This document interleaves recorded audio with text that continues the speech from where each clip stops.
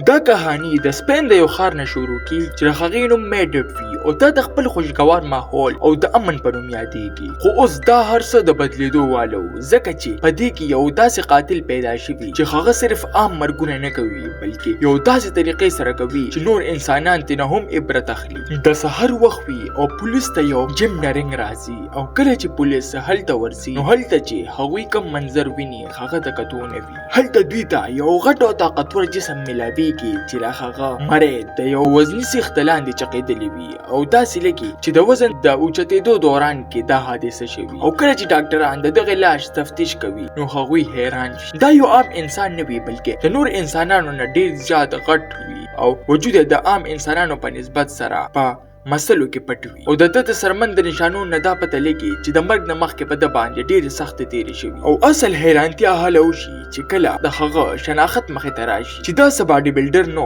بلکې دا یو لاپته شوی ساینسدان و چې کوم د یو کاله داسې روکو. کله چې ډاکټران د هغه مزید ټسټونه کوي نو پته لګي چې دله په زبردستۍ باندې خطرناک سټیرايډز ورکړل شوي دي چې د څه د وجې د هغه وجود داسې شوی او هډوکی دا بوج برداشت نه کړی شو او مات شو. د دې نه دا پته ولګي چې دا قتل اصل کې د یوې تجربې نتیجه ده. او سر ورځې بعد یو بل واردات کیږي چې پوره ښار جړه کوي. او دا ځل چې پولیس ته کم لاش ملاویږي هغه د یو بدنامې زمانه سړی وي کم د اسلحې هرڅولو واله وي.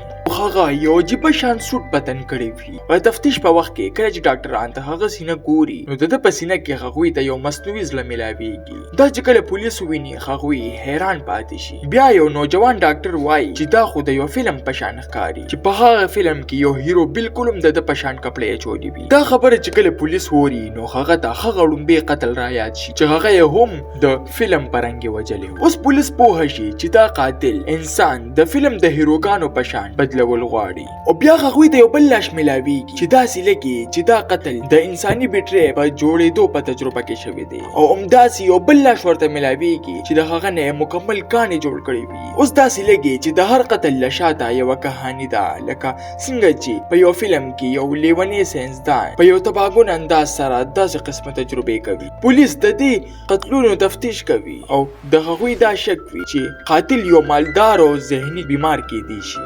د هغوی دا شک د یو مشهور عرب پتی طرف ته بوزي چې د هغه نوم ویکټر وي. د ویکټر شمیره په هغې کسانو کې کیږي چې د هغوی شوق د دنیا نایاب ترین او ساینسي تجربو متعلق کهانیانو سره وي. او څنګه چې پولیس د هغه په کور باندې چاپه وهي هغوی په یو نوي امتحان کې اچولي کیږي. هغوی ته دا پته ولګي چې ویکټر خو تقریبا 15 کاله مخکې مړ شوی دی. اوس د دې دا مطلب و چې قاتل څوک هم دی هغه د ویکټر د کهانیانو په طرز سره دا قتلونه کوي. او په دې ځای کې همدغسې یو غټ انکشاف وشي. قاتل د دوی د محکمې کس وخیږي چې کم د مړو د معاینې ماهر وي. هغه سړی چې کم به دوی له د لاشونو تحقیقات کول هغه نوم الکساندر وي چې د هغه دا سوچ و چې هغه د جرم او د ظلم خلاف جنگ کوي بالکل د یو فلم د هیرو په شان. او د هغه لا دا شوق پوره نو او د هغه ارادې نورې هم خطرناکې وي. اوس د هغه نظر په یو پولیس والا باندې و چې هغه یو رحمدله او د ظلم خلاف د اواز اوچتولو والا و. هغه د محکمې ملګری هم و.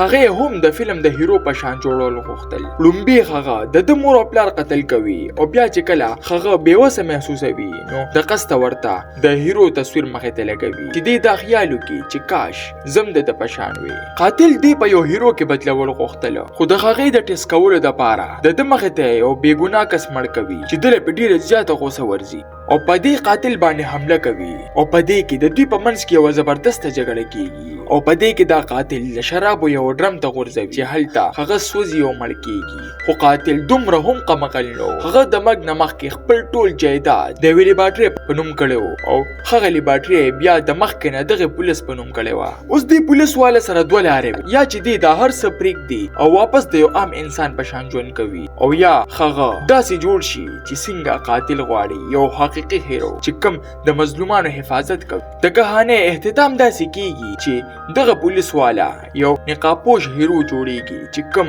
د ظلم خلاف د جنگ دپاره هر وخت تیار وي او کیدی شي دې قاتل همدغه مقصد و. دا کهاني تاسو ته څنګه ولګېده؟ ما ته په کمنټ کې خپله قیمتي رای ضرور راکړئ. ملاویږو په نوي ویډیو سره. ماله راکړئ اجازت. بای بای.